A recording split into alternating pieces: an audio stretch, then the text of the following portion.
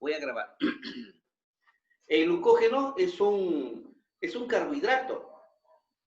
Este glucógeno, como lo elabora, y nosotros lo tenemos en los músculos, ¿no? El glucógeno se encuentra en nuestros músculos, en nuestra masa muscular. Entonces, ¿qué hace? El hígado, perdón, después del corte, nuestros estímulos viajan a través de nuestras vías y se dirigen al hígado.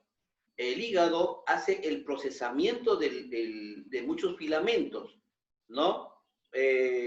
Uno de ellos es el glucógeno. ¿Y qué ocurre en el glucógeno? El glucógeno, como nosotros tenemos en el sistema muscular, eso hace de que haya una comunicación donde diga, hay un lugar donde hay una abertura. Tenemos que nosotros enmendar esa abertura. Entonces, esa información manda a todas las microfibrillas que forman parte de todo nuestro tejido, y eso se forma a través del glucógeno, se vaya formando y vaya tapizando como una membrana muy delgadita que recubre todo nuestra herida.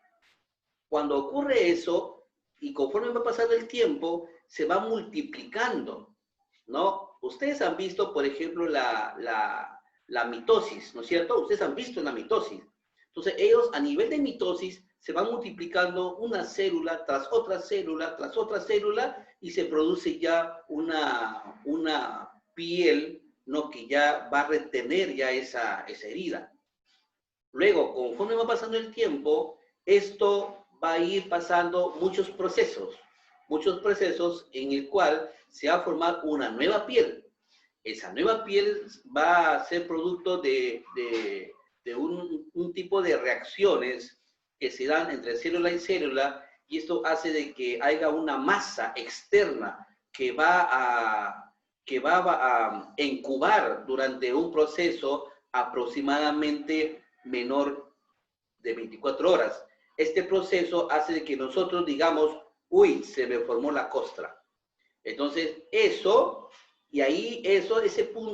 problema, va a haber una serie de reacciones enzimáticos, e inclusive van a haber muchos anticuerpos que van a actuar en esa herida. ¿Por qué van a haber muchos anticuerpos? Porque adentro, cuando tú tienes una herida, todas las bacterias que hay en nuestro medio van a ingresar a esa herida. Y esa herida, las bacterias van a viajar. Entonces, nuestros anticuerpos van a ingresar y van a depurar esas bacterias. Como resultado final, se va a producir una sustancia llamada histonas. ¿Qué son las histonas?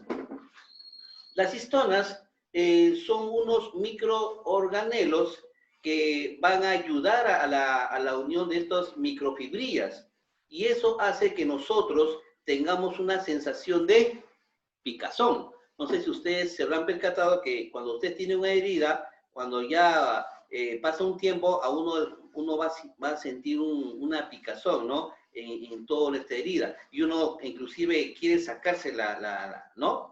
Y tratar de friccionar para que pase esa sensación. Entonces, esa picazón se debe a que hay una reacción por parte de las histonas. Las histonas, que es un tipo de proteínas, hace que vaya elaborando cada vez más microfibrillas, el fibrinógeno entre ellos. El fibrinógeno es el que tapiza todo, ¿no? Toda esa parte afectada. Entonces, esto hace que nosotros tengamos una serie de reacciones, ¿no? En ese punto. Y esa masa, ¿no? O ese tejido, también le llamamos así, llamada costra, hace que con el tiempo se vaya eliminando. Hasta que una vez se extraiga todo, ustedes ven una piel nueva, una piel renovada. ¿Ya, chicos? ¿Se entendió? ¿Se entendió? A ver, ¿quién me preguntó? Samanamut, ¿no? ¿Quedó claro, Samanamut? Ahí está, Samanamut. Bueno, como les indiqué, esa es la función del tejido epitelial, ¿no? Como le dije, hay tejido epitelial alargadas, ¿no? Hay alargadas, ¿no? También hay aplanadas, ¿no? También hay aplanadas. Ahí está, tiene un espesor, ¿no? Esas son sus formas. También hay cúbicas. Hay cúbicas. También son estos tipos. También tipos cilíndricos. Tipos cilíndricos, así. Y cada uno tiene un núcleo, ¿no es cierto? Tiene un núcleo. Ahí está. Estos dos, que son las alargadas y las aplanadas, son los que reviste nuestra piel, por lo general, nuestra piel. Los demás, los cúbicos, los cilíndricos, estos son los cúbicos, los cilíndricos, son los que tapizan el tejido epitelial en nuestros órganos internos, ¿ya? En nuestros órganos internos. ¿Ya, chicos? Entonces, eso es la diferencia entre una forma geométrica de un tipo de tejido epitelial. Bueno, ya les hablé del ectodermo, del mesodermo, el endodermo, ¿no? Y también el tejido conectivo. El tejido conectivo, como ya les dije, son los que conectan un órgano con otro órgano, como por ejemplo el sistema muscular con el sistema óseo. Una de las características es que este tejido sí tiene abundante líquido, ¿no? Y tiene muchas fibras conectadas entre sí. Ellos poseen vasos sanguíneos, o sea, se puede observar los glóbulos rojos, los glóbulos blancos y también los tejidos linfáticos. Por lo general, ellos son regenerativos porque ellos cuando existe digamos, un proceso en el cual ellos han tenido, por ejemplo, cuando las personas sufren un accidente y a veces no quedan bien, mediante terapias, muchas veces las personas se recuperan, ¿no es cierto? Entonces, ¿cuál es la función de estos tejidos? Estos tejidos se van a regenerar a través de unos procesos adicionales que se le da. Y ese tipo de procesos hace que ellos hagan o cumplan funciones que anteriormente ellos habían tenido. Entonces, ese tipo de funciones hacen que ellos vayan trabajando entre sí y cumplan las funciones normales. Ellos sí tienen tejidos nerviosos. Por eso nosotros cuando sentimos un golpe, ¿no? Nosotros nos sentimos la sensación de dolor. Entonces, este dolor hace de que todos nuestros tejidos nerviosos lleguen la información al cerebro y nosotros podemos reaccionar. Una de las funciones vitales del tejido conectivo es el soporte, ¿no? Del tejido conectivo, una de las funciones es el soporte. Luego, la nutrición. ¿No? Otro también es almacenamiento.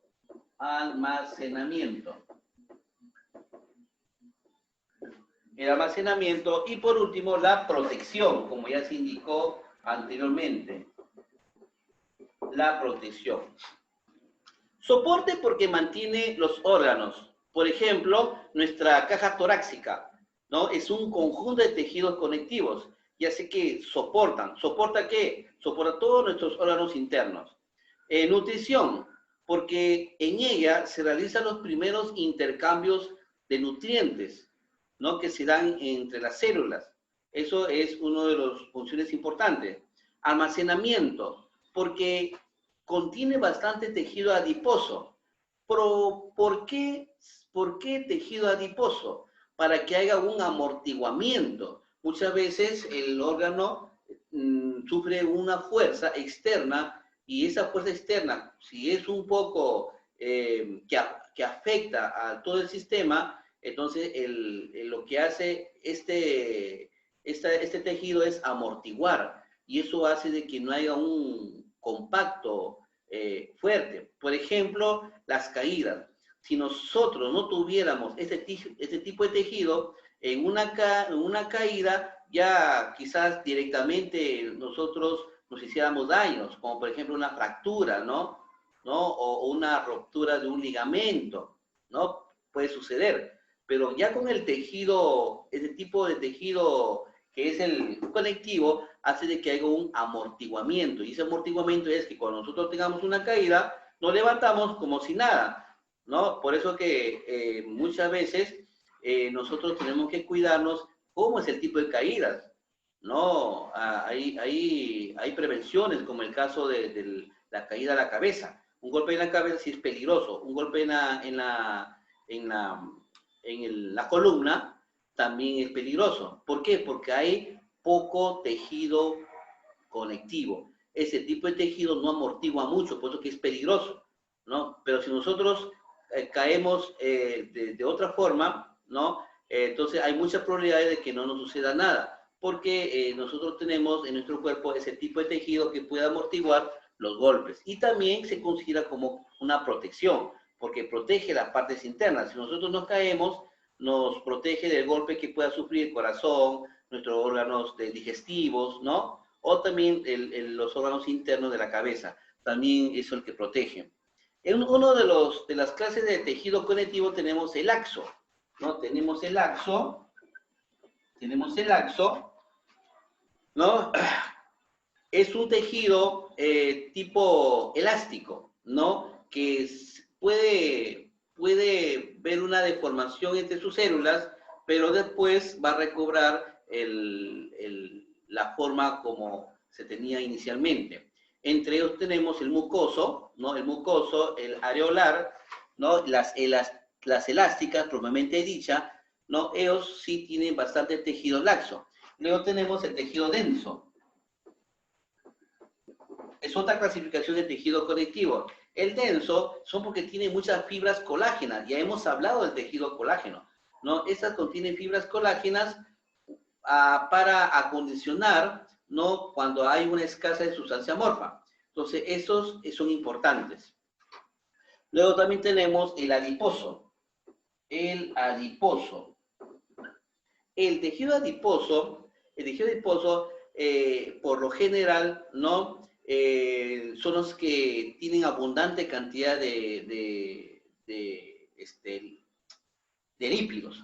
Estos lípidos que están entre célula y célula hacen de que puedan amortiguar y dar facilidad al metabolismo de la célula. Eso también es importante, el tejido adiposo, ¿no? Por el tejido adiposo se produce también la protección de los golpes, como les expliqué anteriormente. Luego también tenemos el tejido muscular. El tejido muscular trabaja conjuntamente con el tejido esquelético. Están conectivos, inervados están entre las partes finales del hueso, ¿no? De un hueso. Ahí se encuentra inervado.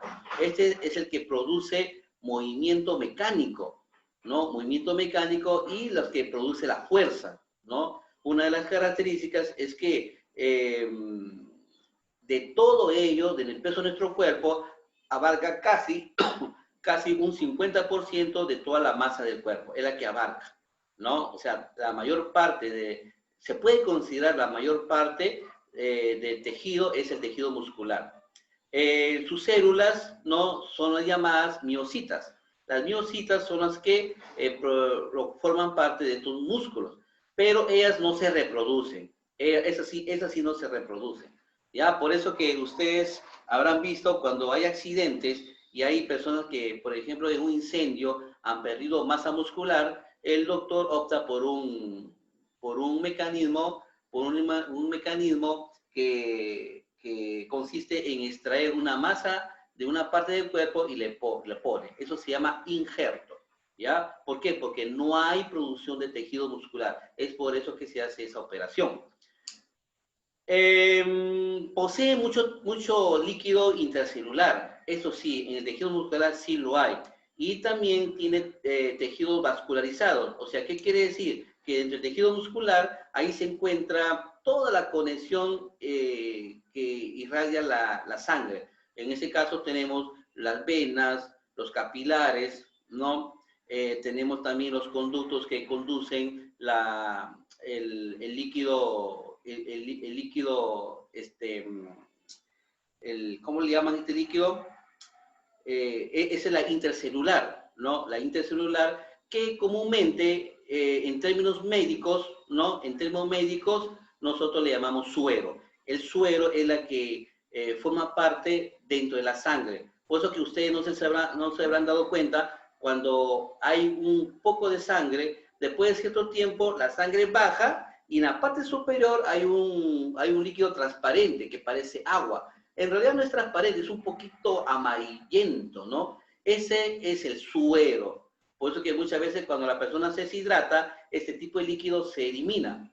Y lo que hace es simplemente que consuma este suero para poder